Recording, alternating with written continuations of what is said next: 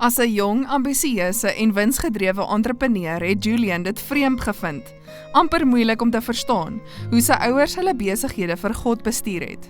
Met verloop van tyd het hy hulle finansiële rekords begin bestudeer en selfs gehelp om hulle netwerk van maatskappye, trusts en stigtings te struktureer om hulle bydraes aan liefdadigheidsorganisasies en bedieninge te verhoog. In die proses het hy die diep oortuiging ontdek wat hulle lewens gerig het, oortuiging wat in die skrif gewortel was. Julle ken immers die genade van ons Here Jesus Christus, dat hy, alhoewel hy ryk was, terwille van julle arm geword het, sodat julle deur sy armoede ryk kan word. Volgens Julian het hierdie waarheid die diepste motiewe van sy hart uitgedaag.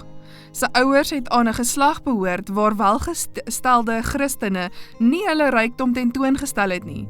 Hulle het geglo dat alles wat hulle besit aan God behoort en uitsluitlik tot sy eer gebruik moet word, nooit tot hulle eie eer nie.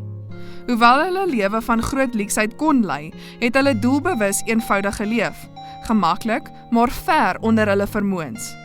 Hulle het byna alle sigbare tekens van hulle rykdom onsigbaar gemaak. Eendag, nadat hy gesien het hoe sy pa nog 'n buitengewone spaarsame besluit neem, terwyl 'n dierder opsie die lewe makliker kon gemaak het, het Julian gevra: "Pa, hoekom spandeer jy en ma nie meer op julleself nie? Hoekom geniet julle nie meer van die lewe se lekshede nie?"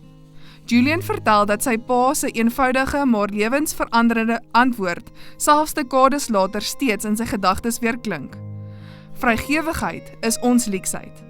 Terwyl jy God se tiende en belofte offergawes teruggee, dink bidend na oor die lekshede wat jy geniet, of dit groot of klein is. Vra God om jou te lei om sommige daarvan, of selfs alles daarvan op te offer vir die leksheid om die koninkryk van die hemel te help uitbrei. Laat ons onsself laaste stel en God eerste.